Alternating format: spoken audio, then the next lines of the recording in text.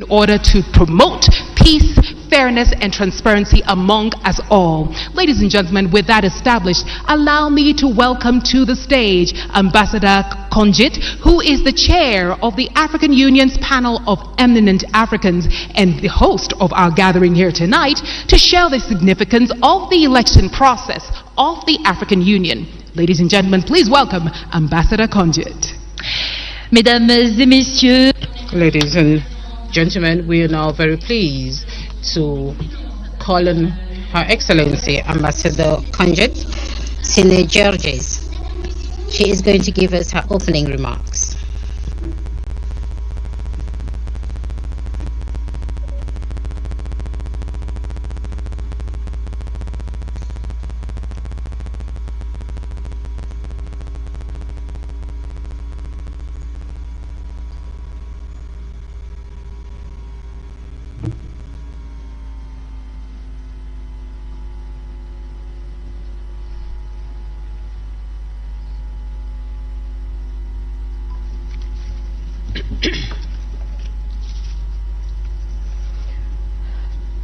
Excellencies, candidates for the post of chairmanship of the African Commission, Excellencies, ambassadors, fellow Africans, ladies and gentlemen. Heartfelt greetings to our live audience here at the African Union Commission in Addis Ababa and all African citizens watching this debate. On behalf of the panel of eminent Africans, it is an honor and a pleasure to welcome you all to the 2024 Mujadala Africa Leadership Debate. Tonight's event represents a critical milestone in our collective journey towards achieving the Africa we want under Agenda 2063. I must say, now more than ever before, we need to be where we are today. The trajectory of going out of colonial legacy to move to the Africa we want stands as testimony. We understand that our dreams and aspirations will not take us anywhere unless we come together. I had the immense pleasure as a young cadet of having seen the birth of the organization, the OAU, the Organization of African Unity, and followed its transformation to the African Union. I have seen their highs and lows. But one thing is for sure, if the African Union had not existed, we would have had to invent it. We have a long way to go to reach the Africa we want by 2063. The African Union Commission, our only vehicle to take us to our destination, has to be strong and fit for the purpose. We have to face together our current and future challenges, narrow inequalities, build more just and inclusive societies, resolve conflicts, in short, provide to our citizens what they are expecting. It has become more and more clear that the African Union has a rightful place on the global stage. It has become a partner that can't be easily pushed aside. We are claiming our place where decisions are made regarding our continent. Africa is coming out of age. This evening, the three candidates to the post of the chairpersonship of the African Union Commission are going to participate in a debate. I regret that the fact that our continent couldn't also have a female candidate and place the African Union Commission on the right side of history. This is a serious homework we have to take into consideration. Excellencies, ladies and gentlemen, I have the greatest honor and privilege to thank the general public for participating and for their interest in this process by sending questions. I would also like them to know that the concerns expressed by the public are taken care of in the questions. And now, ladies and gentlemen and excellencies, I have the duty and the honor to hand over to the moderators the questions sealed envelope. Thank you very much for your attention. Merci infiniment. Thank you very much, Excellency Conjit Senior Judges. Dear participants, what we're going to see here, what Madam Kanji Senior Judges is going to do now is to actually give to us an envelope that contains all the questions that we are going to ask. That is, either Anita or me will be asking the potential candidates who are vying for the position of the chairperson of the African Union Commission. Thank you very much, Your Excellency.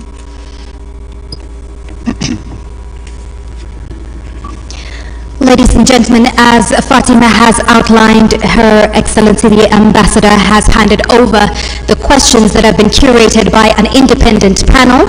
As we mentioned, there will be 4 rounds, and here in my hand we have 4 envelopes sealed, and these envelopes will only be opened at the forefront of each one of the rounds.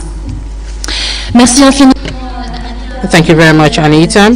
Ladies and gentlemen, at the moment, we are going to introduce the various candidates vying for the position of chairperson of the African Union Commission. His Excellency Mahamadou Ali Yusuf, the Minister of Foreign Affairs of Djibouti. Your Excellency, His Excellency Mr. Raila Odinga, former Prime Minister of Kenya, and the third candidate will be His Excellency Richard James, the former Foreign Minister of Madagascar. Pride and honor that we invite our 3 esteemed candidates to now take their position on the stage. Ladies and gentlemen, I have the honor of welcoming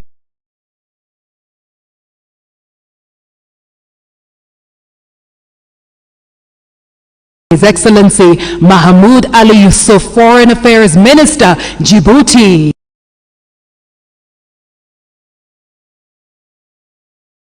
Former Prime Minister, Kenya, and we have His Excellency Richard J. Randiamandrato, who is from Madagascar.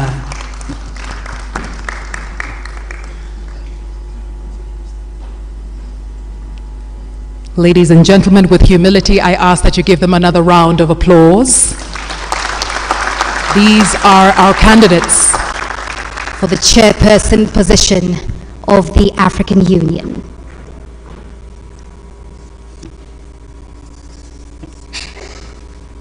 Messieurs, bonsoir. Good evening, honorable gentlemen. You're welcome to this event, and you're all live on this debate. Millions of Africans are watching the Njandala debate, and like we said earlier on, each of you would have 5 minutes to introduce yourself. So we are going to start with you, His Excellency Mahmoud Ali Yusuf of Djibouti. Honorable Raila Odinga, Honorable Richard James, Deputy Chairperson of the African Union Commission. Ladies and gentlemen, African citizens, good evening. My name is Mahmoud Ali Yusuf. I am 59 years old. I'm married with 8 children. Minister of Foreign Affairs of Djibouti for the past 20 years. And I am standing before you this evening to give you a brief a brief presentation of my vision for Africa's future. Africa is at a crossroads of its evolution. Of course, it is actually lagging behind other continents in terms of peace and security, integration, and socioeconomic development. But Africa is moving forward. Africa is getting itself organized, and Africa is doing its level best to be on the international stage. The Africa that we want, an integrated, peaceful, and prosperous one, is first the choice of our people before the choice of its leaders. The founding fathers of the OAU in 1963 and to our leaders today who actually established the African Union more than 20 years, all the way down to the average citizen, we are trying to consolidate our diversity and to cement the unity of the continent. As we adopted Agenda 2063 and also the five plans, the African Union actually has a roadmap to achieve its goals, and the African Union is supposed to coordinate and also to implement the decisions of the policy organs. And if I am elected as chairperson of the commission, I am going to make sure that we work together, and we actually have to go beyond the 37% of the work that we have done so far. In terms of peace and security and early warnings, through the Continental Early Warning System, we are going to strengthen the Peace and Security Council, which has to be more proactive, and the member states will also have to be responsible. The panel of the wilds would be given the means to work to continue its mediation work, and I will do my level best to make sure that resources are mobilized to make the African Standby Force operational, and we can also use the African Peace Fund. And with the relevant bodies, I am going to continue or to carry out the reforms which have not been implemented today, and I'm going to diversify our financing, and I will do my best to make sure that African Union has its own financing sources. And I'm also going to boost intra-African trade. We should go beyond 80%, and I will bring down all the non-tariff barriers and facilitate the free movement of goods and persons across the continent. The place of Africa on the international stage will be one of my, and I'm going to be the voice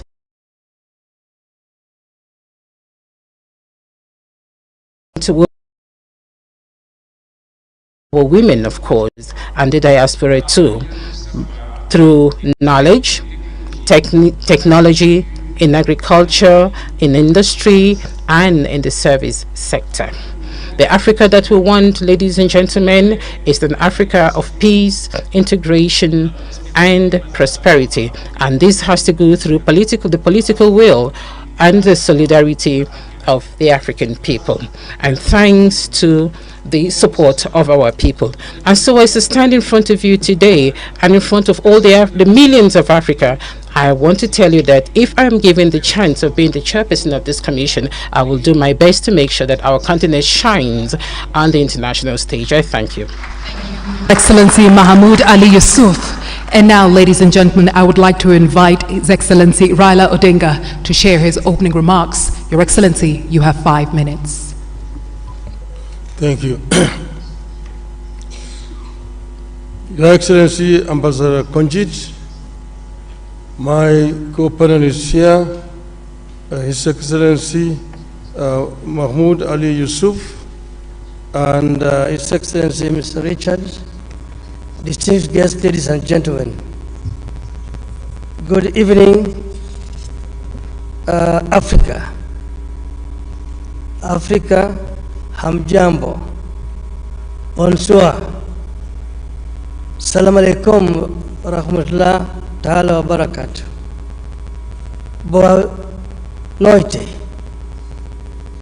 I am delighted to have opportunity today to stand before you as the son of Africa. I was born in Kenya, but I'm told that my grandparents came from the Sudan. I am a father of 4, a grandfather of 5, and a husband of 1 that I know of. I am an engineer by profession, and I have been an academic. I have also been a public servant. I've been a member of parliament. I've also been a prime minister and also leader of opposition.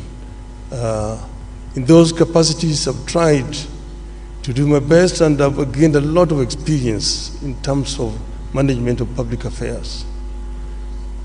I stand here as an Pan-Africanist and an Afro-optimist. 2 months ago, that is on the 21st of October, this year we were here in Addis Ababa. We had been invited as members of the families of the founding fathers of the African Union to come and witness the reopening of the Africa Hall. That's the hall where the OAU was launched in 1963. And we're happy to be here with Madam Ambassador Konjit, who was there as a young girl at that time. It is now 61 years since the launch of the Organization of African Unity. And at that time, if you read the speeches of the founding fathers on that day, they were very passionate, and all of them talked about African unity. Where there was a difference was, when do we achieve this unity? There are those who, under the school of thought, that the unity now. There are those who said, no, we need to be gradual in this. Let us first build the building blocks, the regional unions, which will eventually translate into formation of the African Union as a whole. But now we have come up, they came up 50 years later with Vision 2063, which now hopes to get Africa united, one union government by 2030, and move on to attain the vision, the wishes of the founding fathers of Africa. I say that I have the experience. I've been part of this movement for changing the continent. We know that some achievements have been made. Africa is now completely liberated, but there's still work to do. And I believe that I have what it takes to get us where we want to do. In the field of education, in the field of health, in the field of value addition to the abundant wealth that we have on the continent, in the field of trade, inter-African trade. I have acted as the African Union High Representative on Infrastructure. And in this I know that we have very comprehensive programs in PIDA, Program for Infrastructure Development of the Continent. What remains is action. And what I want to promise the African people is that I am going to lead from the front to ensure that we achieve the visions of the founding fathers of our continent. I thank you. Merci infiniment. Thank you very much, the candidate from Kenya, Honorable Raila Amolo Odinga. Now we're going to listen to His Excellency Randra Mandato from Madagascar. Excellence,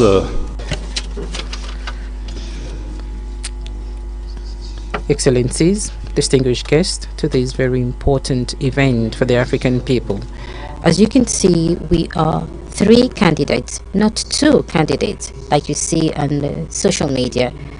And we are standing in front of you today to convince you of how serious we are and how seriously we're going to work towards the African Union involvement. So who am I? I am one out of 1.2 billion Africans. Just like you,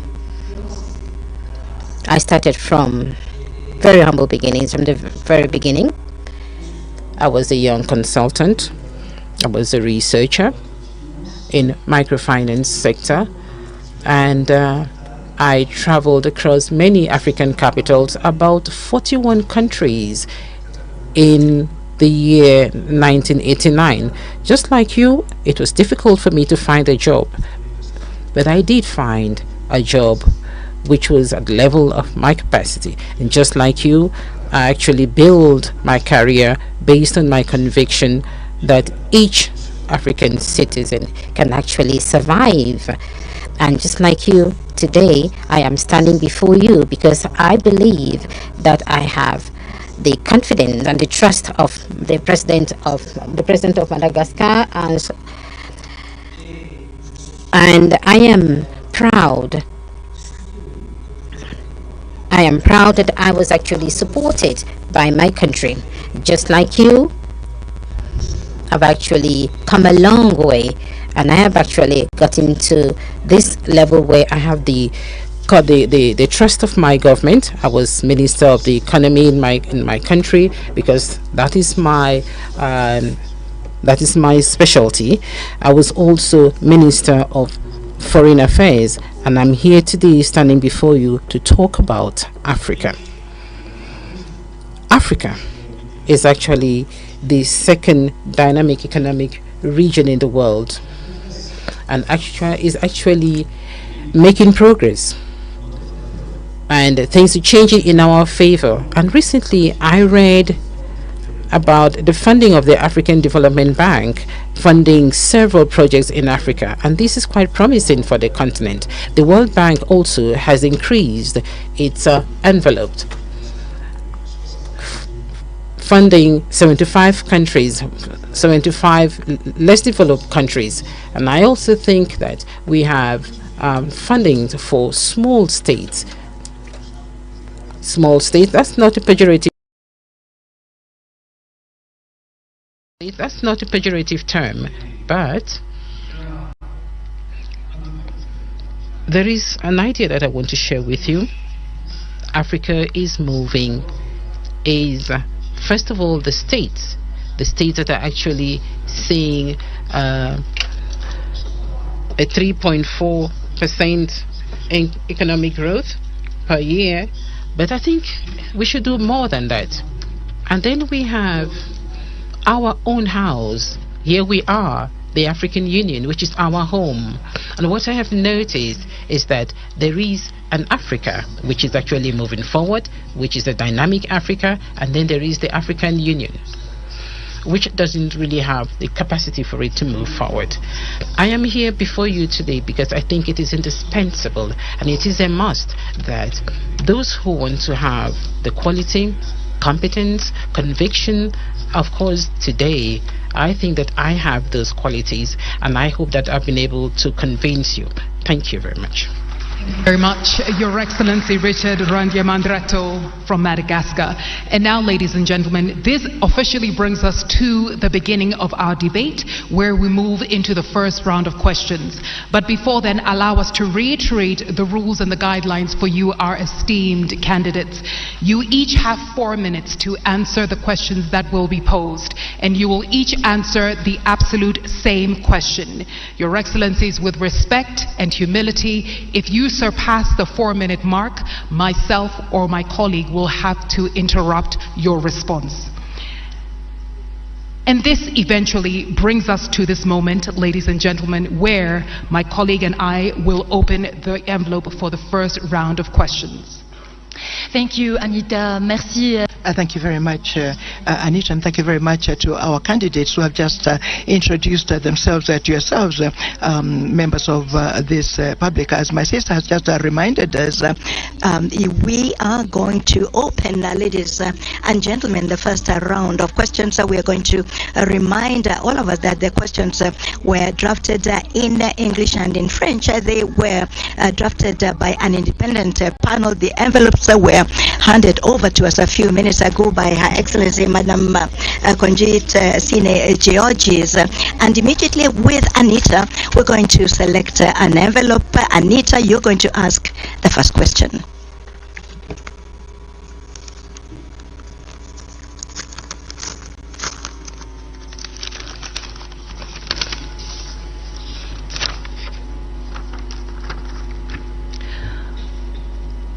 Esteemed candidates, your question in English, and after that my colleague here, Fatima, will translate in French.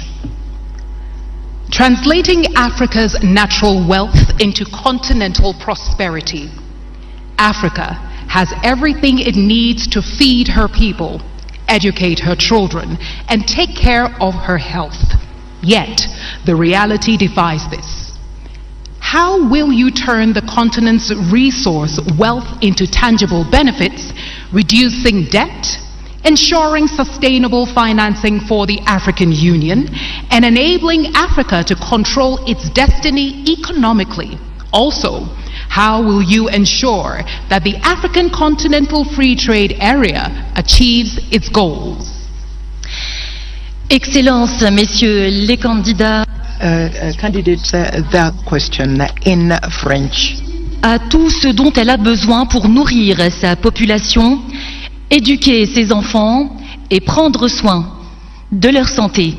Mais la réalité défie cela. Comment allez-vous transformer la richesse en ressources du continent en avantages tangibles, réduire la dette, assurer un financement durable pour l'Union africaine et permettre à l'Afrique de contrôler son destin économique? En outre, comment allez-vous garantir que la zone de libre-échange continentale africaine atteigne ses objectifs? Et on commence avec le premier candidat de Madagascar. Excellence, vous avez 4 minutes pour y répondre. This question that talks about the hopes. Then the first hope is that is contained in Agenda 2063, and we are going to just try and respond to this question. Perhaps not answer it completely, because you can't answer it in just 4 minutes. You can't show academically what it is that we can do in order to respond to this aspiration. So aspiration 1 of Agenda 2063 is as follows: a prosperous Africa based on inclusive growth and sustainable development. Your question is huge. How can a chairperson of the African Union Commission, with a very clear terms of responsibility, about 26 of those, and first of all, he or she has to demonstrate leadership characteristics, has to have administrative capacity, has to know protocol, has to be diplomatic. How can such a chairperson respond to emphasize the importance of continuing to develop the economy at the continental level? You did mention our joint initiative about developing trade through, in theory, liberalization of trade, liberalization of the circulation of persons throughout our continent. In theory, I say, trade can effectively become a source of economic dynamism. I think I understand that we're at about 12.6% of commercial trade between African countries. This is very low. For a continent such as Europe, a continent such as America, they go up to more than 50%. So what we need to do is to continue to continue with the efforts that we're doing. There's already a secretariat, the ICFTA. A secretariat, the ICFTA is just a geographical. It's ZoneNet is the geographical zone. We haven't yet attained this free circulation of trade, but if we manage to ensure that a free trade can happen, and can happen very quickly, it is very possible that we shall triple our performance in economic development. I am a farmer. I have a fisher and chickens, and at a very small scale, and I support young farmers. And it's very difficult to pretend that one can have a good quality and one can sell the products to the neighbors. People are not able to really exhaust what is available in the market. But free trade is that. It is to learn how to master virtuous capitalism. Where do you find money, and what am I going to do to find the money? I think we need to start modestly. We need to start at the level of the local development, so that slowly by slowly, with support from the government and of course the support of the African Union, we shall then at the end ensure that all of the citizens, young, medium-aged, and especially women, can have the opportunity of participating in this large continental market. Thank you very much, Your Excellency. You, Excellency Raila Odinga, first for your answer. 4 minutes, sir. Thank you. Africa is, of course, the least developed continent by comparison. Look at economic statistics. But this is because there are historical reasons why Africa is where it is today. And we will say that Africa does not need to remain here. We need to develop Africa. There are several factors which work against Africa.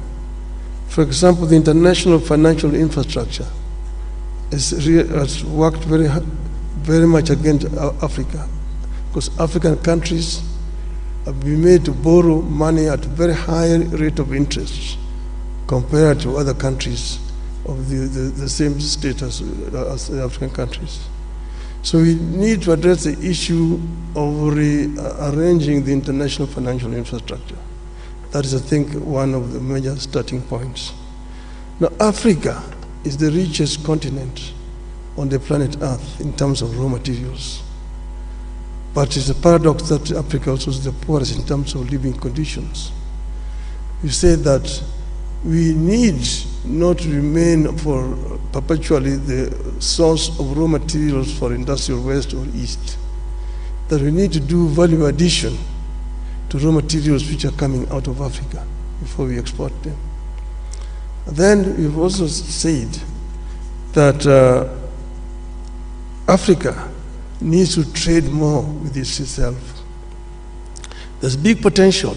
Like the African Development Bank today says that 7 out of the 20 fastest growing economies in this year are going to be African countries.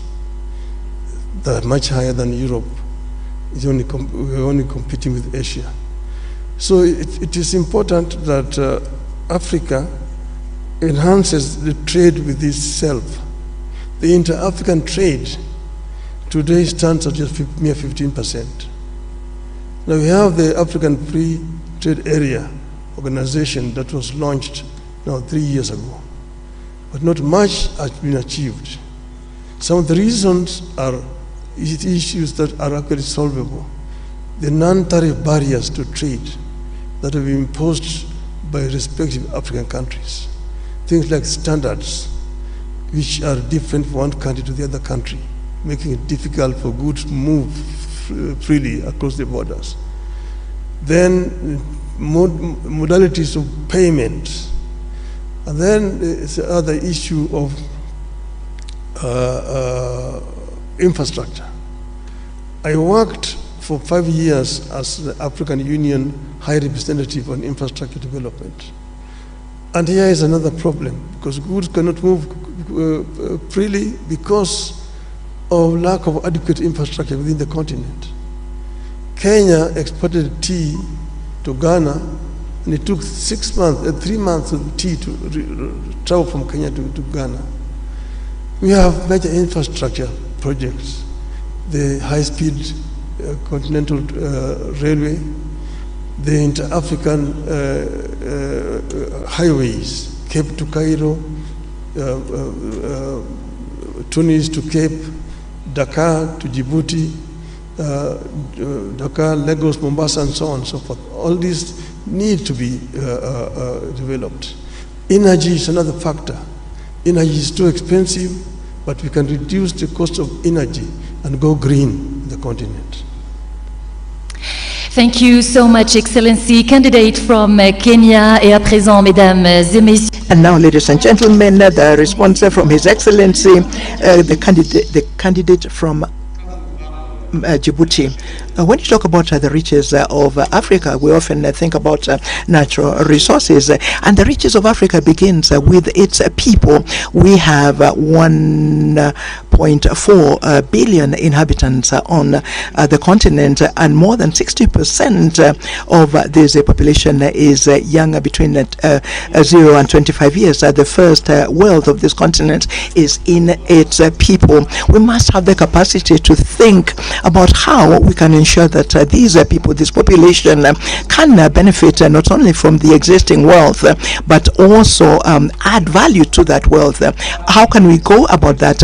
Through universal education, quality education in our countries. We should have the capacity of offering our citizens a free education from the primary to the university levels, and ensure that this education is spread in all of the regions of our continent and of our country. We must remove the obstacles to education. The feminine population represents 50.2%. There are still cultural obstacles. There are obstacles to the education of girls. So we must concentrate on valorizing our human resources. And then we have fertile land. What are we doing with this fertile land? We are still in many countries using very archaic agriculture. It is time to begin to develop an agriculture that I would call modern. It does exist in many countries. Look, for example, at a country such as Rwanda. Tea and coffee are actually, there's value added locally. Countries now, these raw products that we sell without adding value, we must be able to add value locally so that we can increase the wealth and also create employment. The transformation of agricultural products is a priority. So today, agriculture in many countries uses biotechnology. It uses the drip system. It uses seeds that are modified, that are quality seeds. Ethiopia uses quality seeds in order to be able to produce maize. Today, Ethiopia produces maize and wheat because of these seeds that are quality seeds. It is important to think about transforming agricultural product in place that will ensure that the people can get out of food insecurity, ensure that there is a specialized agriculture. There has to be areas of specialized agriculture, and that, I would say, is one of the steps that will lead to ensuring that this world there can be at the benefit of the population. And then we come to natural resources. I acknowledge the work by President Museveni. He has said that he will not export petrol or gas as long as there will not be a refinery in Uganda. These are the examples from African leaders who take the destiny of their people in hand so that they can actually have value added locally. Now, trade, everybody knows that it is through trade that development happens. Look at China. China and all over the Chinese economy really target production and exportation. When you add value to our products, we can become exporters. Let me talk about tariff barriers and non-tariff barriers. That is not the problem. I think that the situation must be to, first of all, protect our wealth by transforming them locally. Thank you. Thank you, Your Excellency Mahmoud Ali Yusuf. Of round one, where I'm happy to announce we have a 5-minute break, and after this break we come to round two. You have been tuned in to us here from the African Union headquarters here in Addis Ababa, and we are bringing to you Njadala Africa Leadership Debate 2024 with our 3 esteemed candidates. Thank you very much for having listened to us. Thank you.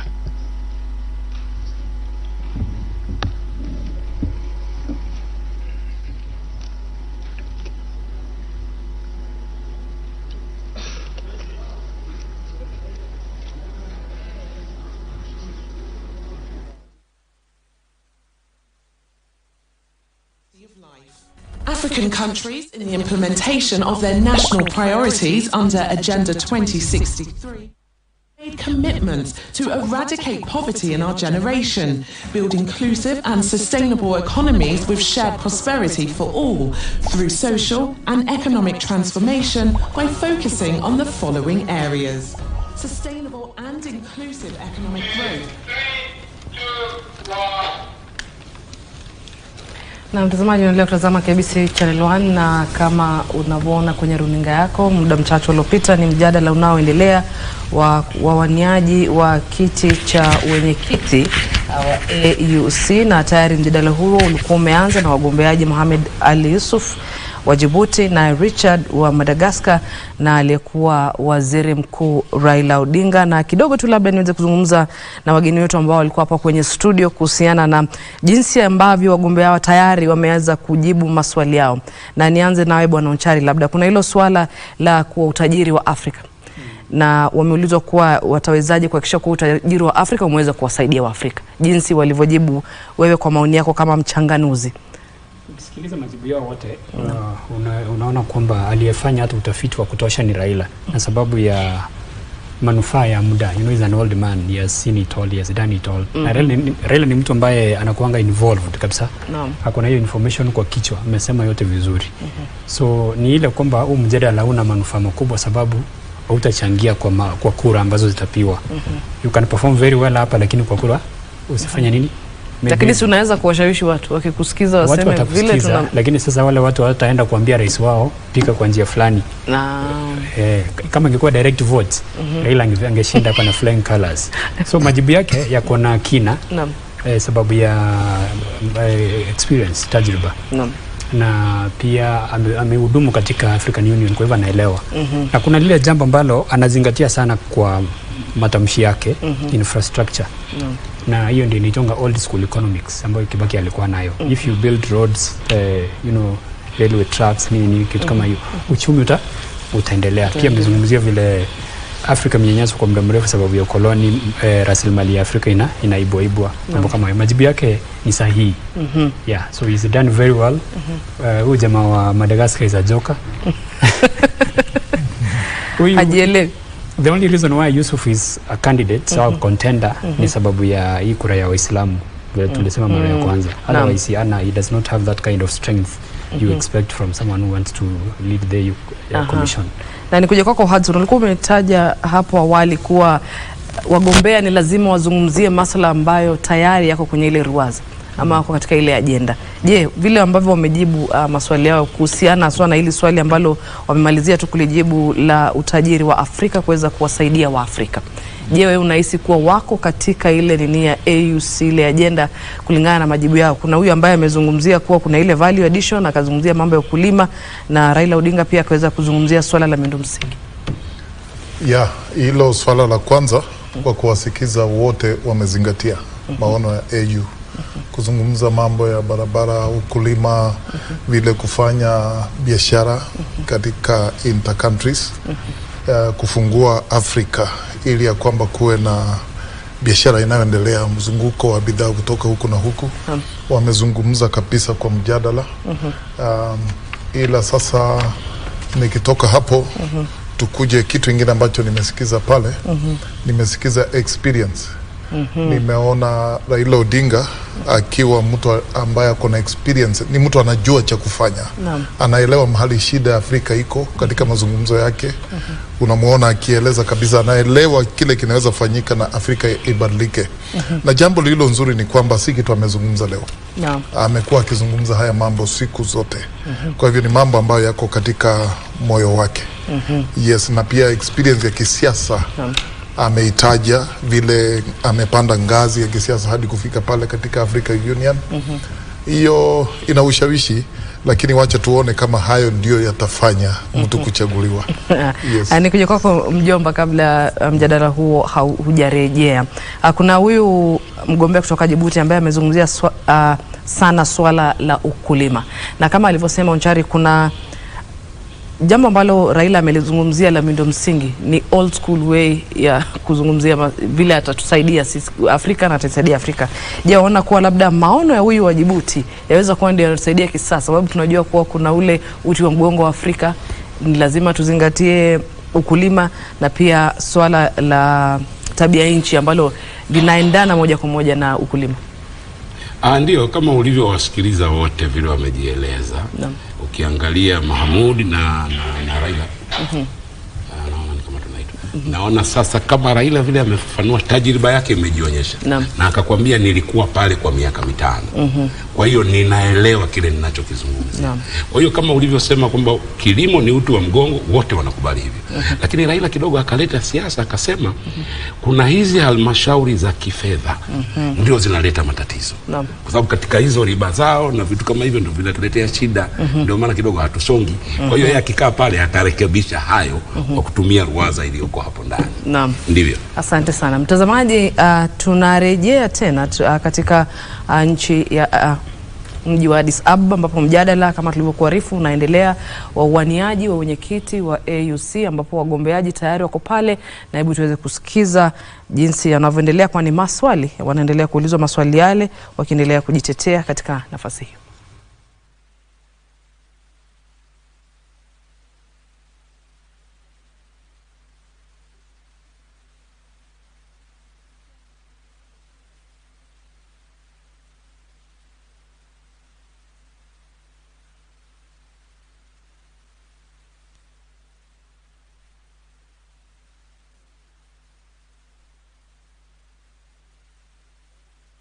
Et la suivante.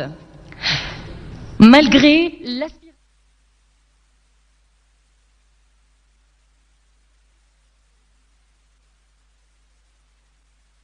Comment comptez-vous favoriser des solutions africaines pour assurer une prévention, une gestion et une résolution efficace et durable des conflits? Et comment comptez-vous accélérer la poussée de l'Afrique des Nations Unies? Your question, dear candidates. Despite the AU's aspiration to silence guns by 2020, conflicts persist. How will you foster African solutions to ensure effective and durable conflict prevention, management, and resolution? And how do you plan to accelerate Africa's push for a permanent seat on the United Nations Security Council? Ladies and gentlemen, our esteemed candidates, the first to answer this round of questions will be His Excellency Raila Amolo Odinga. You have 4 minutes, Your Excellency. Thank you very much. Well, silencing the guns on the continent. As you know that in 2013, the AU met and passed a resolution to silence the guns by 2020. We are today in 2024, and the guns are not silent. They're very loud, roaring all over the continent. We need to address the causative factors of these conflicts. There are some which are conflict caused by poverty or deprivation. Some of them by conflict within the society, again things like ethnicity and so on. Some of them are externally influenced or promoted. Some are religious and so on. So there's not a common factor. But what you need to do is to address the causative factors which could translate into these conflicts throughout the continent. And this is what I will do myself. First, as you know that all African countries are not at the same levels of development. Those which are more developed, like for example in terms of governance, there are some areas where you have got exclusions of people, and as a result of this, some people move to use other means. We need to find a way of creating an environment of dialogue within our societies so that we can be able to prevent these differences, conflict ending up into violent confrontation between the various groups. We don't need to put a time span, but I'm sure that it is possible to end these conflicts and stop the guns by 2035, in my view. The other one is the issue of Africa's representation on the Security Council. This is something that has been long overdue. As you know, that the UN was formed at a time when most parts of Africa were colonies. And that's why the UN structure as today does not deal with the realities of the world today.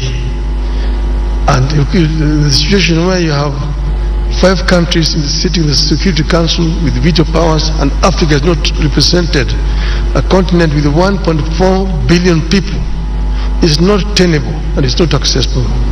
And that's why I'm not going to talk about Africa's representation, but we're going to insist that Africa must get 2 permanent seats in the UN Security Council. This is only fair because we are a continent of 55 sovereign nations.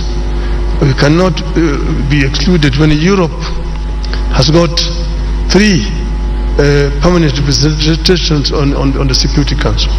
Permanent representation with the veto powers is a must for Africa. And this I'm going to insist when I'm elected. If the heads of state of Africa sees fit that I should lead this, I will work together with all the leadership of the continent to ensure that the continent gets a fair treatment on the international scene.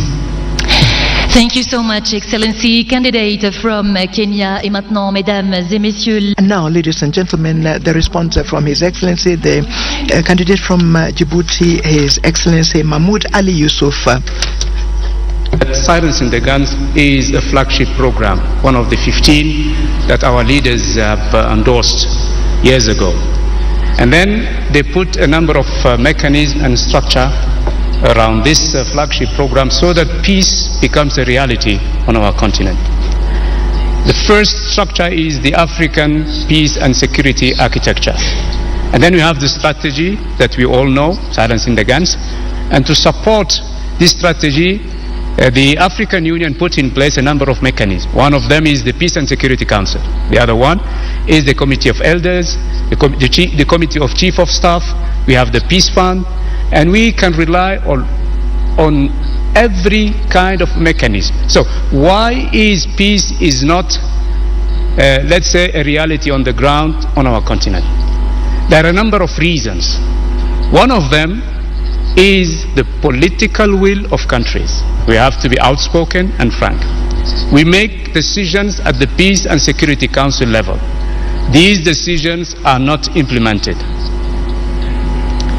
Our Peace and Security Council is not proactive. It is reacting to crises when they occur and happen. This has to change. And I'm sending a message to our member countries saying this has to change. The number 2 problem that we have to face is our standby forces. We have them on the papers. Of course, sometimes we can mobilize them, but they lack resources. We are still relying on foreign partnership for our resources. Let me give you an example. AMISOM. Since 2007, AMIS has been financed by the European Union and the United Nations up to 2.7 billion euros. Now, financial resources are critical. Why should we have the money so that we can operate on crisis ground on the continent? Because without money, we cannot deploy our standby forces. Without money, even the committee of mediators cannot go and discuss with the stakeholders. They sometimes wait for the tickets, the per diems, days and days and days. It's very critical that the Peace Fund, in which we have $400 million, that the Commission and the PRC, get to the compromise situation where that money could be used for peace on the continent. So far, only the interest of the 400 millions are used. And I'm really shameful when I say, DRC have been given 1 million for a peace, issues through this fund. And they have given to, another country 1.5 million. It has to change. We need the authority from the member countries so that we can use this money, the $400 million, to keep peace on our continent. There are so many other bottlenecks that needs to be handled very quickly. But money is one of them. The Peace and Security Council mission is the second problem. And then we have a third one. This one also has to be underlined very seriously. When a crisis happens, I give you the example of Somalia. I've been around for some time. I've been dealing with this problem for many years. When there is no unity of purpose between the countries around this country, neighboring countries, this country will never stand on its feet. That's what we are experiencing today in the Sudan. Hundreds of thousands of people have been killed, millions displaced. Neighboring countries are still fighting on the Sudan, and the African Union and IGAD are watching. Sorry, sir, your time is up. Okay, sorry, because I can talk hours about this issue. No problem, sir. Thank you so much for your contribution.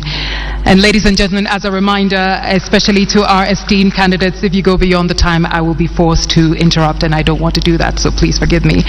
May we kindly have our last candidate, His Excellency Randir Mandrato, to respond to the question. Your Excellency, the floor is yours. Faire taire les armes et... Silencing the guns and issues relating to peace and security in general actually are due to so many things. It's not like turning on a switch or switching it off, not on and off a switch. No, there are several factors that have to be taken into consideration, and that is the reason why the African continent and the African Union have been challenges to silence the guns. But we have to resolve our conflicts peacefully, and this is one of the principles of the African Union, just like the principle of non-interference. So this is an aspect that we all have to actually look at. When exactly do we talk about non-interference or non-indifference, and how do we use them to silence the guns? But that is the situation in which we find ourselves in. And if I am chosen by the heads of states and government as chairperson of the commission, I will make sure that the African Union Commission would actually work towards resolving our conflicts peacefully, because we have that in the Constitutive Act of Africa, of the African Union. So we have the Peace and Security Council, we have the Peace Architecture of the African Union, but we also have the United Nations Security Council. And then bilaterally, we've got efforts that are underway, and we've heard about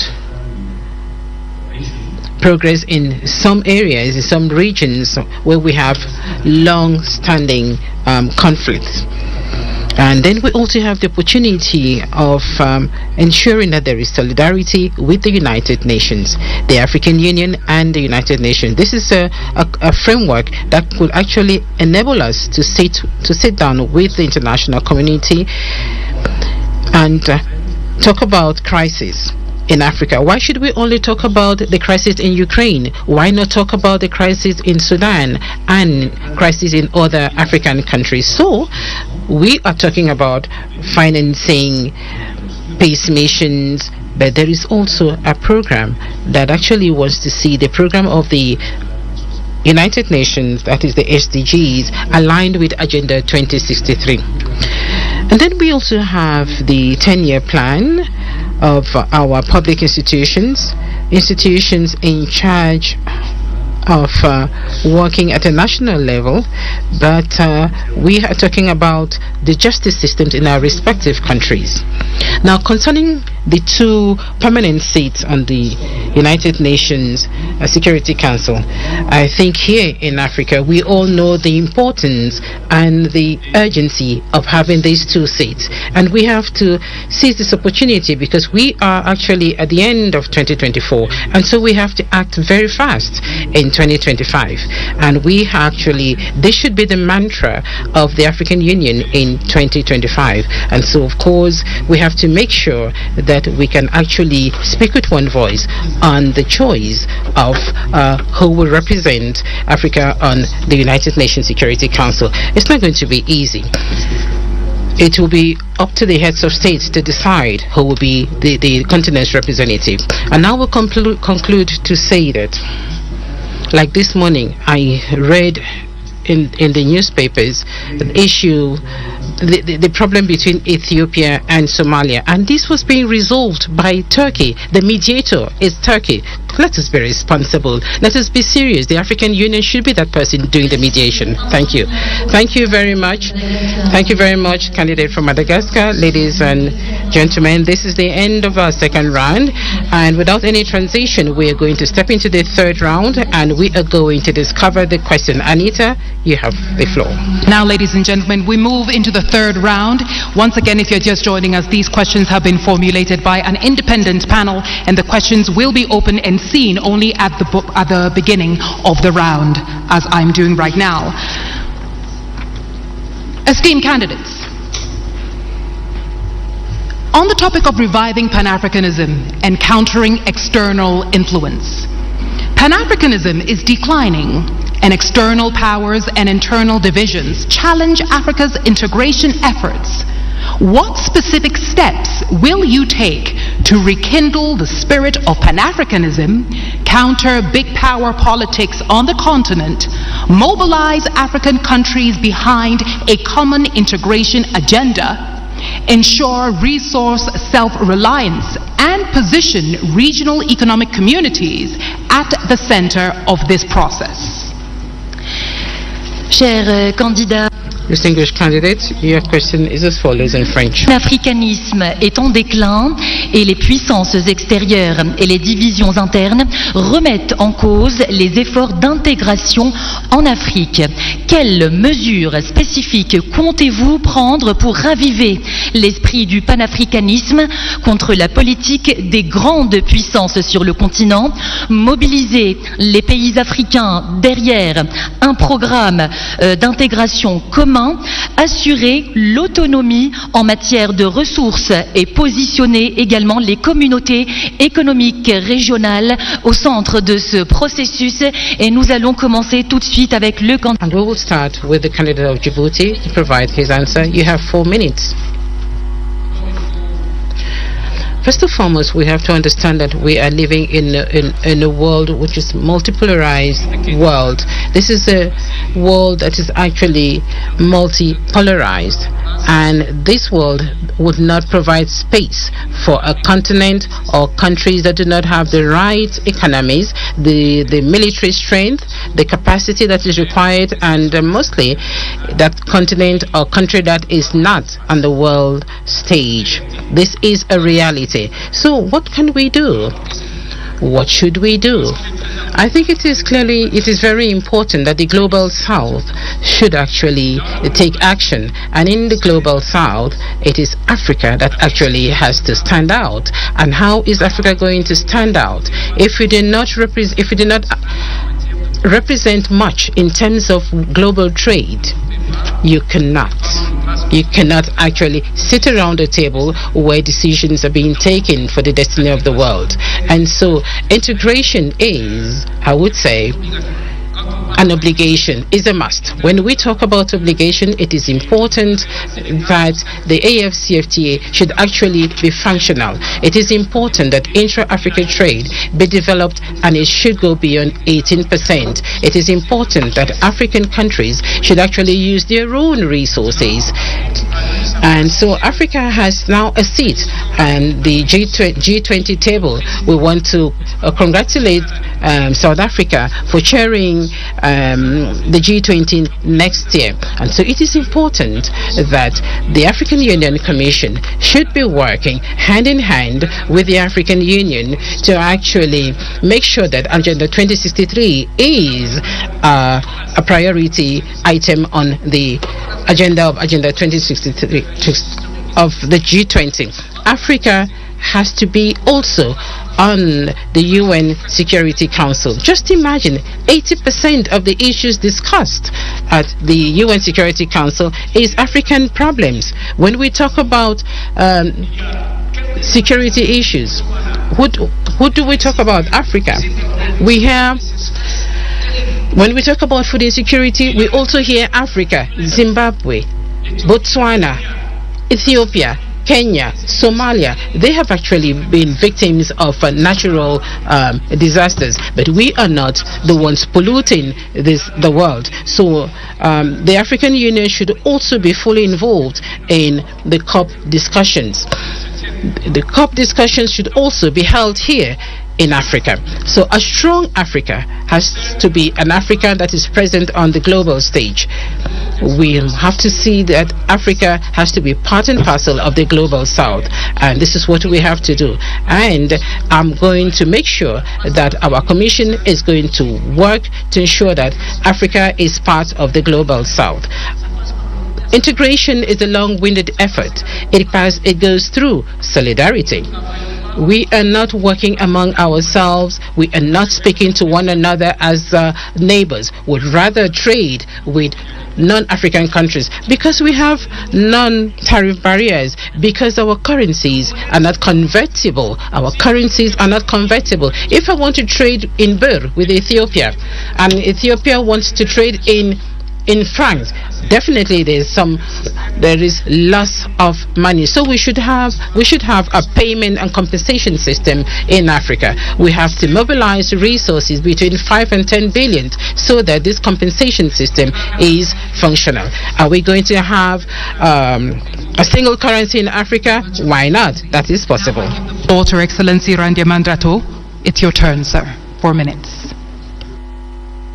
Je ne pense pas.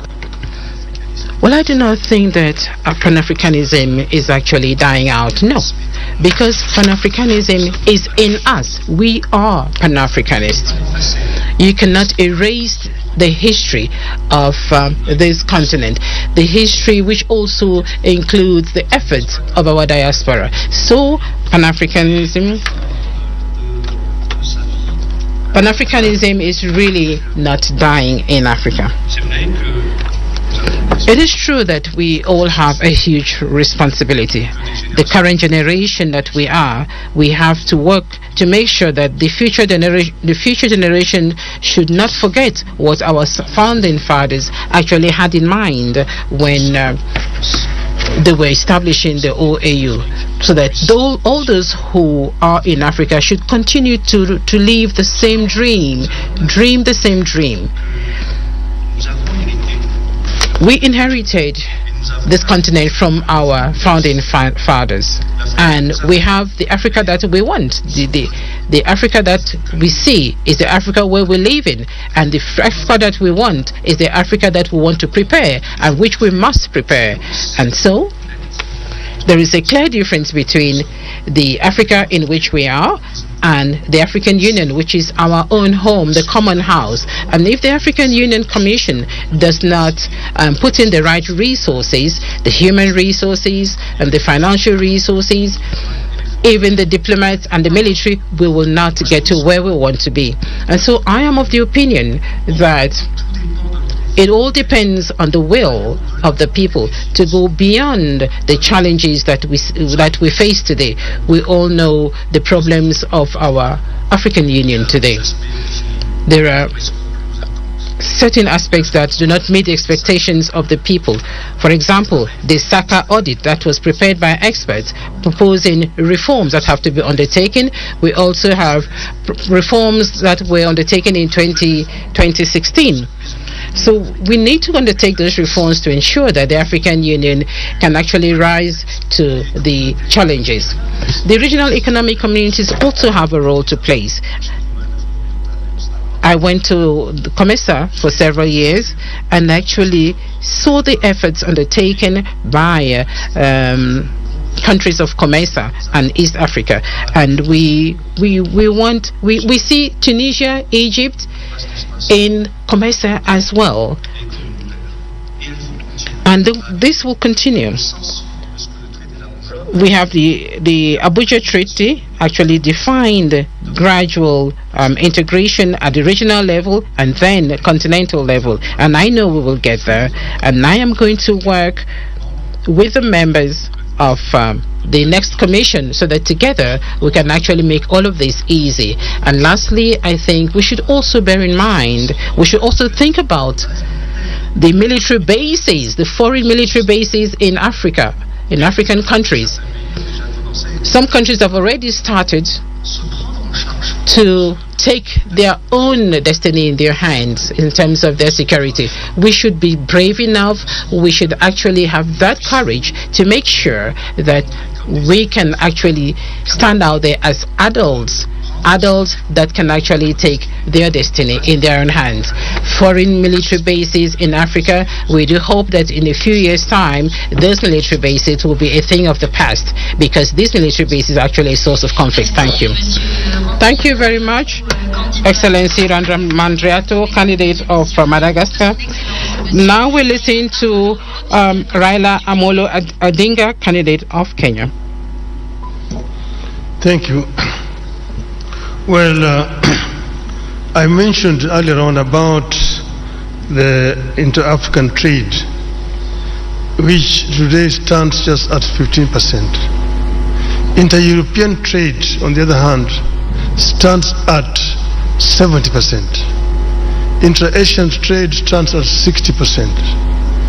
Africa trades more with the external world than with itself, wasting a lot of resources. Now, how did Europeans come from behind and leapfrog and overtake Africa? That is something that we need to ask ourselves. But here we need to now look forward to see how we can be able to make use of this huge domestic market that we have.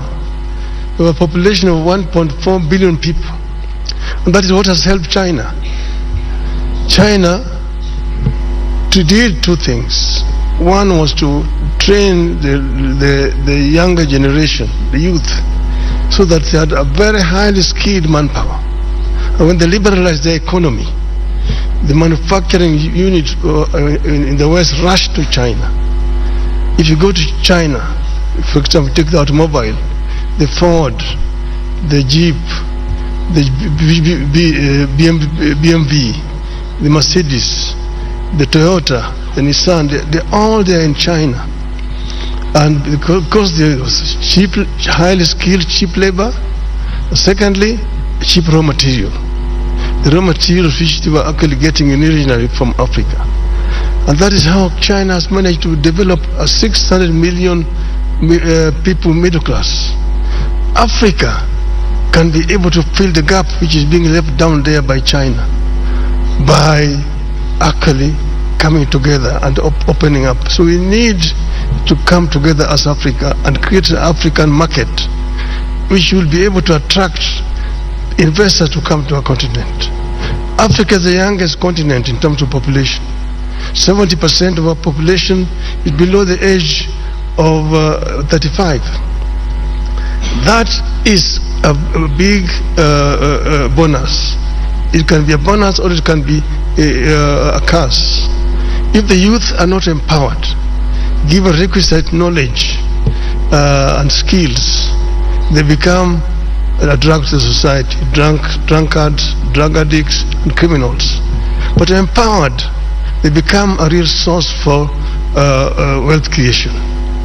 It is a pity today that many African youths drown in the Mediterranean trying to seek greener pastures in Europe, because you have not created conditions that can retain them here. Now we are saying that we want to create a situation where every African youth must be connected to the internet and using the artificial intelligence in information technology, we can be able to give this youth opportunity to work anywhere in the world when they're staying here on the continent. This is something that we are going to address, empowerment of the African youth, and together with the African woman, so that we create a workforce that will be helped in terms of wealth creation on the continent. This will enable Africa to leapfrog and to catch up with the rest of the world. I'm saying that I want to be a vehicle to be used to help Africa to get there. We will work together with all the leadership in the continent so that Africa moves. Thank you, Your Excellency. Thank you very much, Your Excellency Raila Odinga, finishing us on the third round. And now we move into the fourth and final round, and I give my sister the opportunity to open the envelope and tell us what the first or the last question rather is. And ladies and gentlemen, as a form of a reminder, after this we have a quick break, and after the break each of our esteemed candidates will have 2 minutes to share their closing remarks. Fatima? Dear candidates, your question is this one. The implementation of the key reforms at the African Union that were decided by the Assembly of Heads of State and Government has come to a standstill, and which has a negative impact on the structural stability and the financial viability of the Union, and also on the lack of the African Union to have an impact. Were you to become the chairperson, what new approaches would you adopt to reinvigorate the implementation of these reforms, rationalize the programs of the African Union, and strengthen its effectiveness in the long term? Under the topic of implementing of reforms agreed under the Assembly Decision 635, the implementation of key African Union reforms decided by the Assembly of Heads of States and Governments has stalled, with an adverse impact on its structural viability and financial sustainability, and the AU's focus on a high or a few high-impact public goods. If you become chairperson, what new approaches will you introduce to reinvigorate the implementation of these reforms, streamline the AU's agenda, and strengthen its long-term effectiveness? Et j'invite à présent le candidat. I'd like to invite the candidate from Madagascar to respond first. First of all, we have to begin by bringing back order to our shared home, the African Union. I think this is the highest priority. The mandate of the chairperson of the commission as a whole is last 4 years. So that is a very short period of time to be able to change from top to bottom what needs to be changed in terms of institutional reforms of the African Union. So one must begin by bringing back order. I did mention a short while ago the recommendations of the SACA audit. I also mentioned the reforms that have already been proposed in 2016. There would be other reforms. What needs to be done were I to become the chairperson of the union would be to review the documents, and one cannot forget history. One cannot ignore history. I don't think we could. We are at the end of a process. We are at the beginning of a new process, and the outgoing team did what they were able to do with the resources that they had at their disposal. And I would like to thank the outgoing chairperson of the commission, Mr. Faki, and his entire team. And were I to be elected chairperson of the commission, I would work, of course, with the chairperson, because it would be a lady chairperson. Now, these reforms have to be prioritized. There are reforms at the level of the financing of the African Union. There are reforms in terms of mobilization of strategic partnerships. There are, of course, issues that have to do with the effectiveness in the area of peace and security. So we have to prioritize the reforms. Yet, once again, 4 years is too short a period of time. It is therefore important to review objective by objective. Strategic objective is what I mean of the 10-year plan 2024-2032. And since it was my responsibility in COMESA, one can perhaps plan for strategic planning over perhaps 2-3 years, which strategic planning would make it possible for us to identify the urgent issues and to align the financing of these issues. The 10-year plan does not allow one to do this, and maybe were we to have a strategic plan, we could perhaps be more specific and address the matters that need to be addressed urgently in the way of reforms. And I also think, as I said a short while ago, that the organs of the African Union, beginning with the Conference of Heads of State and Government, but also the committee of the PRC, the Permanent Representatives Committee, with the Pan-African Parliament and the other organs, all the organs of the African Union, should agree on the speed they should work at, so that at the end of the day the reforms become visible, become tangible, and that the citizens of the continent can appreciate the effectiveness of a new of the new African Union led by a new team. Thank you. And now I yield the microphone to you, Excellency Raila Odinga. 4 minutes, sir. Well, we know where we are as African Union, and that's why the heads of state came up with that committee on reforms, which was headed by former president, current Rwanda President Kagame. The chairmanship has now been passed over to Honorable William Ruto, President of Kenya.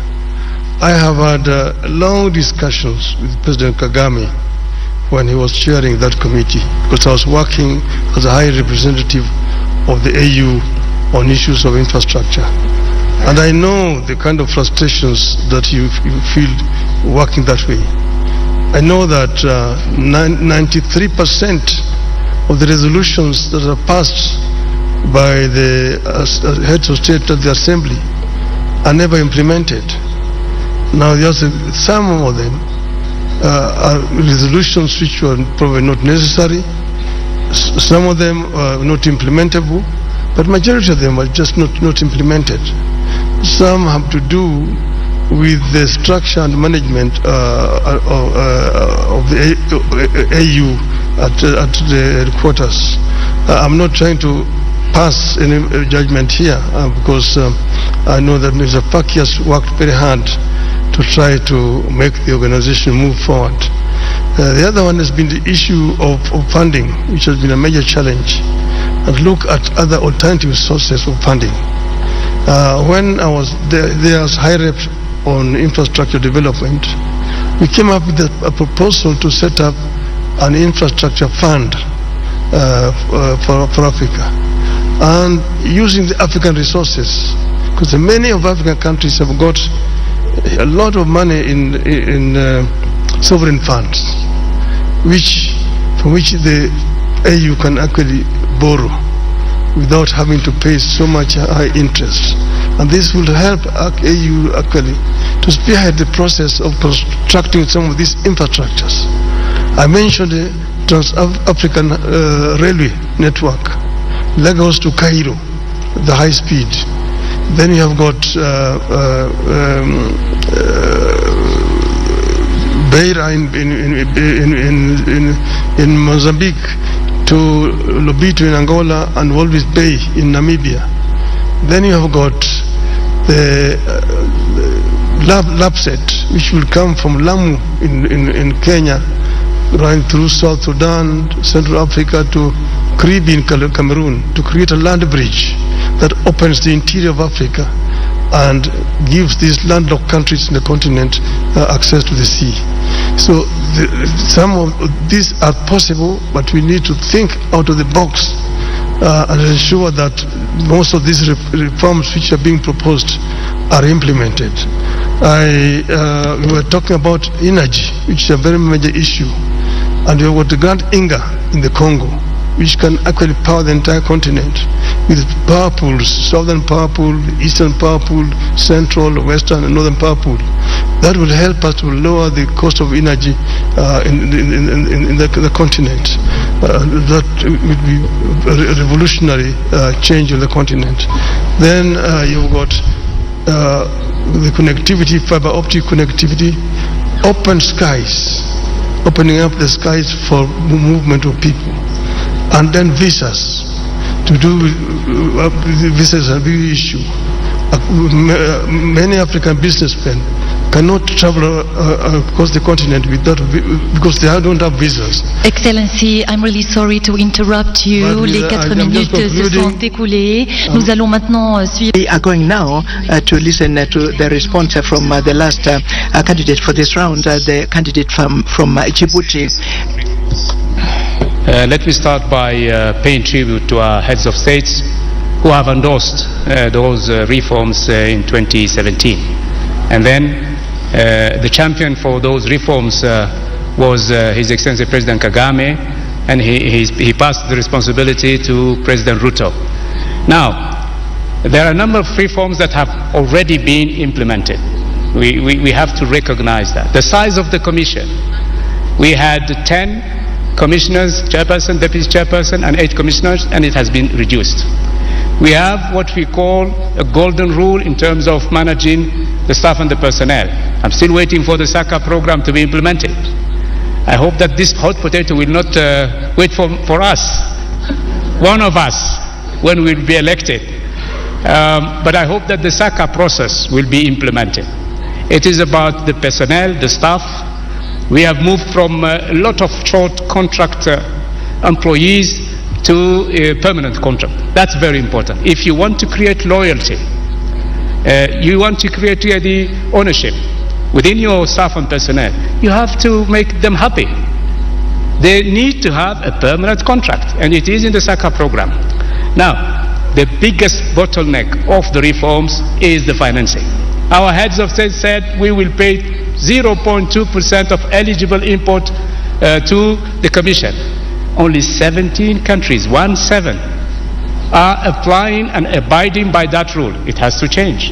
I'm not going to impose that on our leaders. It's not my intention, but I will advocate for it. It's very important to have, that particular issue of mobilizing and fostering financing be resolved immediately. Then, our experts, there is a unit in the African Union Commission called the Reform Unit, led by Mr. Makoko, a very able African expert. But there are so many reforms that have not been implemented. One of them is PAP, the Pan-African Parliament. It's still a consultative organ. When is the Pan-African Parliament will become a legislative organ? They have passed in 2014 a protocol. Only 15 countries ratified that protocol. And this is one of the major reforms that we have to implement. Then we have on the judicial sector, the Court of Justice, the Commission of Human Rights. Sometimes they are fighting on issues. The Court of Justice do not open its doors to nationals, to African citizens, to NGOs.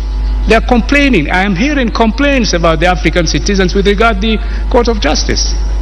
And then they are fighting who is doing what? The Commission of Human Rights. These reforms have to be implemented. And the Bureau of Liaison, a liaison bureau. We have so many on the continent. That's double use of those bureaus. Time is running, time is flying. So we have to rationalize. How can you imagine that you have 3 bureaus in the same region, and we're saying we should, have the golden rules for management, and whenever we want to touch one of the bureaus, it's a political matter. It's useless, but it is a political matter. The country that is hosting the bureau is saying you won't touch it. It has to change. It needs leadership, it needs understanding, negotiation, but it has to change. If you want to change things, we have to be frank and outspoken. We have to be, really tough when it comes to be tough, and lean when it comes to it. We have to do it. We have to do it. Yes, sir, your time is up. And now, ladies and gentlemen, that brings us to the end of round 4. If you are just joining us, we've had 4 rounds, and each of them has touched on a thematic area. And now we will go for a quick break. When we come back, the candidates each have 2 minutes to share their closing remarks. Mesdames et messieurs, nous remercions bien. Ladies and gentlemen, we'd like to thank our dear candidates for having responded to the last question of the 4th round of this. Na mtazamaji, kama ulivyosikiza ni mdahalo wa wenyekiti wa AU ambapo wametamatisha sehemu ya maswali, na kila mgombea bila shaka tumeweza kusikiza vile ameweza kutetea ajenda zake ama matarajio ambayo ataweza kuwapa wananchi wa Afrika ikiwa atachaguliwa kuwa mwenyekiti. Na mtazamaji, turejee tu kwenye studio hapa ambapo tulikuwa na wachanganuzi wetu, na nikuje kwako Onchari. Sijui baada ya kumsikiza mgombeaji kutoka Djibouti bado uko na msimamo wako kuhusu Raila? Mimi sio kigeugeu. Bado nina imani kwamba candidate wangu ambaye ni Mheshimiwa Raila Amolo Odinga ndiye the best candidate. Na kulingana na hii presentation, hii debate, mjadala bila tulisema ni kwamba manufaa yake ni kusaidia Waafrika kuwajua candidates. Lakini hauna mchango mkubwa kwa zile kura ambazo zitapiwa na presidents ambao watamchagua mwenyekiti. Kwa hivyo hii haina maana sana, lakini pia candidate wangu amejitokeza kama mtu ambaye anaelewa kile ambacho anatafuta. Na kutakuwa na upinzani mkubwa kutoka kwa huyu candidate wa Djibouti. Of course hakuna information, mtu anaelewa kile ambacho anatafuta. Lakini pia vile nimesema, kulingana na ile campaign ambayo Raila amepiga, zile endorsements amepata, bado na matumaini kwamba atashinda kiti. Lakini kuna swala ambalo kidogo limenitatiza hapo. Amezungumzia swala la kutengeneza uajiri ama kuhakikisha kuwa tumewaajiri vijana Afrika. Na yeye ni Mkenya, anatoka hapa Kenya, na tumeona kwa taifa la Kenya limekuwa likiwapeleka vijana nchi za nje. It's very possible. Nimesikia akisema hivyo. Kuna uwezekano kwamba Raila akichaguliwa kama mwenyekiti wa AU Commission ataweza kutekeleza mambo ambayo yamemshinda hapa. Kenya iko na shida zake za kisiasa, kikabila, mambo kama hayo. Na hajapatiwa ile executive authority hapa Kenya tuone. Zile kazi ambazo amepewa katika ministerial level, tumeona kwamba anatenda kazi ambayo inaonekana. Mwanzo nilisema juu ya mambo ya hizo bypasses. Ni Raila peke yake tuliona akibomoa nyumba za kifahari za politicians. Ndio tujenge nini? Barabara. So it's possible kuna mambo anaweza kutekeleza ama kufanya akiwa mwenyekiti wa AU Commission ambayo amemshinda hapa nyumbani. Na kuna jambo ambalo amekuwa akilizungumzia sana ambalo ni consolidation of African resources. Ukiangalia kama sasa pengine DRC Congo wako na madini, wako na maneno mingi, wako na mali mingi, nchi nyingine pia kuna mafuta Nigeria na mambo kama hayo. Yakiwekwa pamoja, kutakuwa na njia kutengenezea vijana wetu kazi. Amezungumzia ile hali ya vijana wetu kukufa kwa high seas wakienda kutafuta kazi ambazo ni duni in Europe. It's a very sad situation. Nimefurahia sana kwamba actually mention hiyo hapo. Kwa hivyo he is still the best candidate, and mine is to just wish him the best. Naam.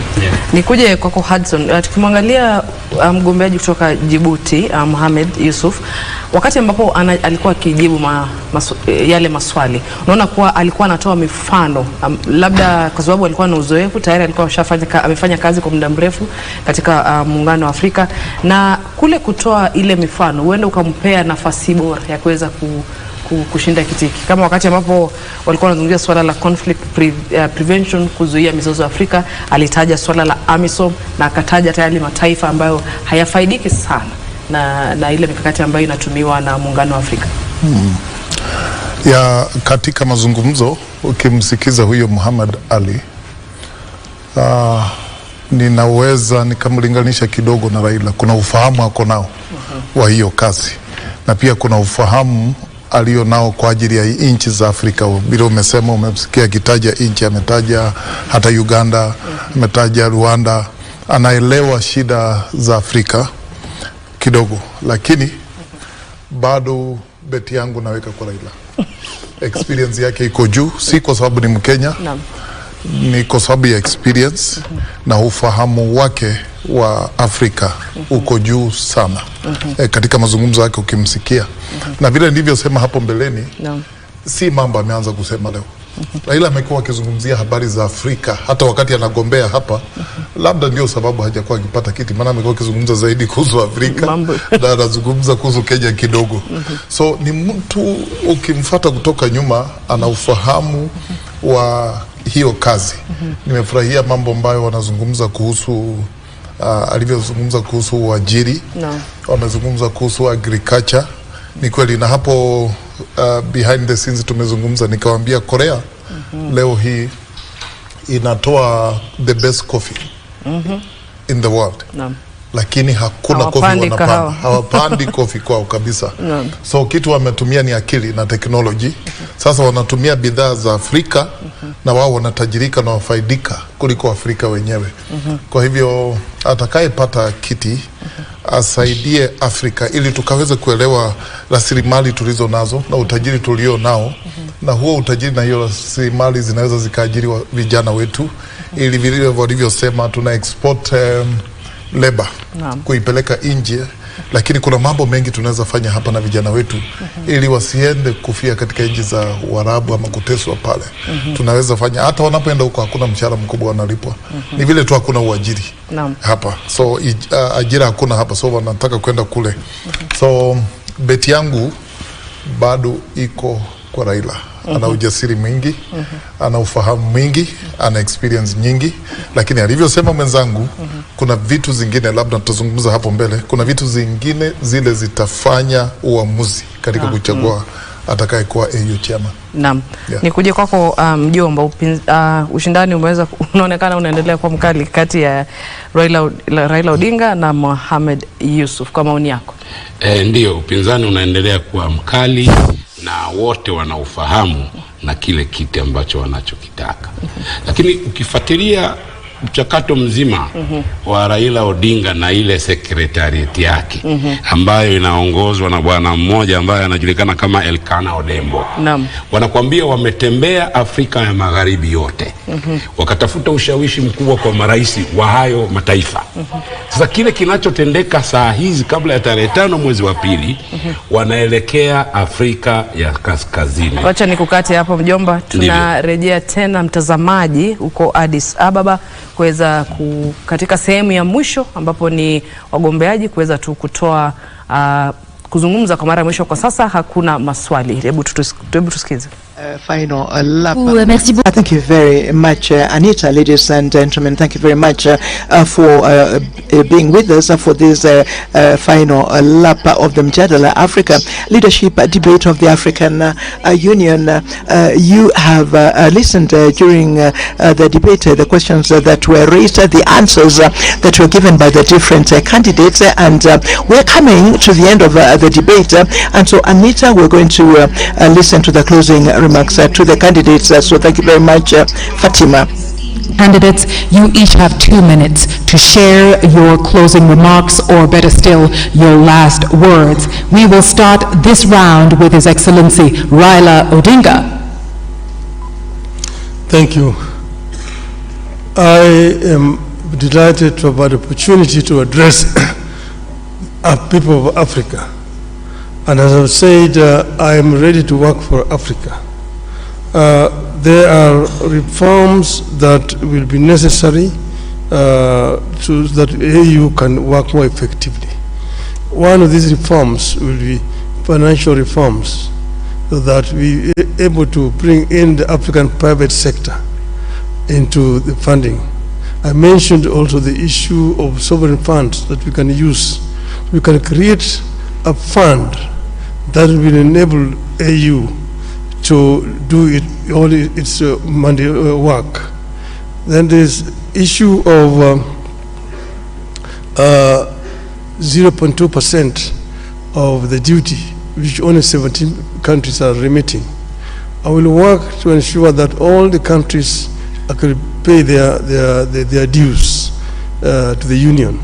This is what happens in the European Union, and that's why European Union is able to even fund African Union. It's a shame. We can be able to fund this organization out of our own resources on the continent. And this is what I'm going to try to do. And I said that I am ready on day one when I'm appointed. I will not need any kind of induction. I'm ready to work for the continent, and I will offer my best. The days of Africa have come. The African lion will begin to roar and tell its Asian tiger counterpart and the European bear and the American jaguar that this is going to be Africa's millennium. The 2000. Dear candidate, I'm really sorry to interrupt you once again, but these are the rules of the debate. Nous allons maintenant, mesdames et we are going now, ladies and gentlemen, give 2 minutes to the candidate of Djibouti closing remarks.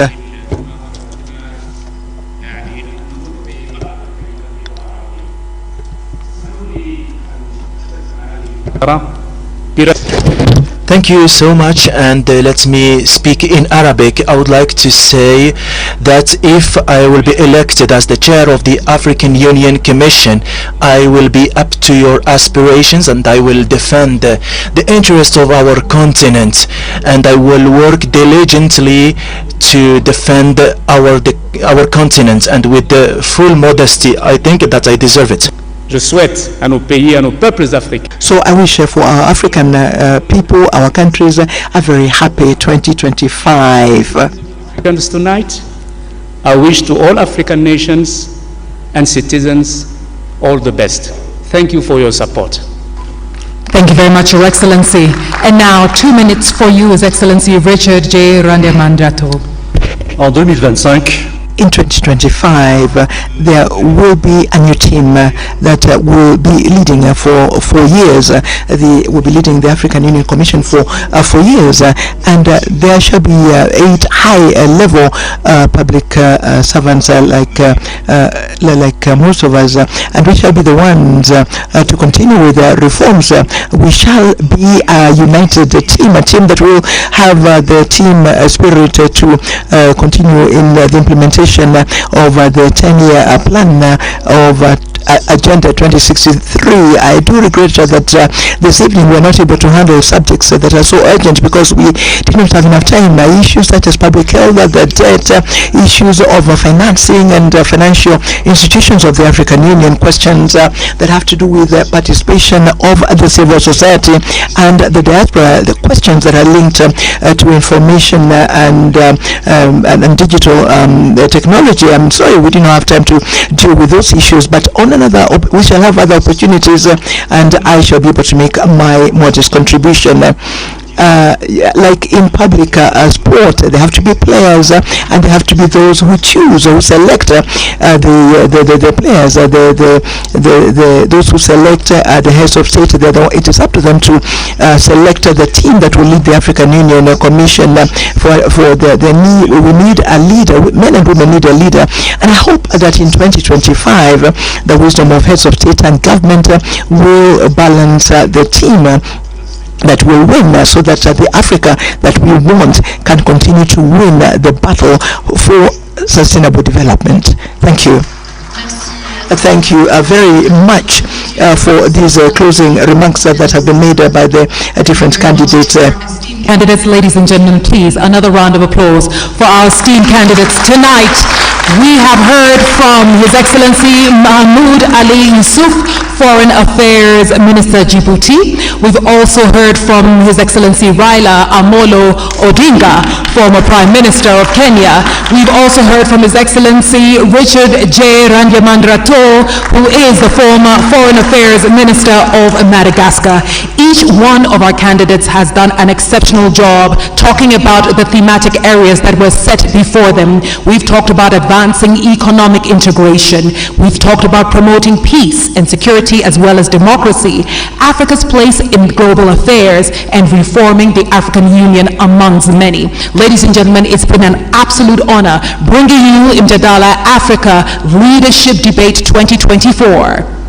Merci infiniment. Thank you very much, Anisha. Ladies and gentlemen, we have come to the end of the Mjadala leadership debate, direct streamed line from the headquarters of the African Union in Addis Ababa. We were delighted to have you with us for the moderation of this debate. Of course, we wish the different candidates all the very best. The election of the new chairperson will take place at the level of the African Union Commission. It will take place in February next year. And thank you to all of you for having been with us, and have a good evening.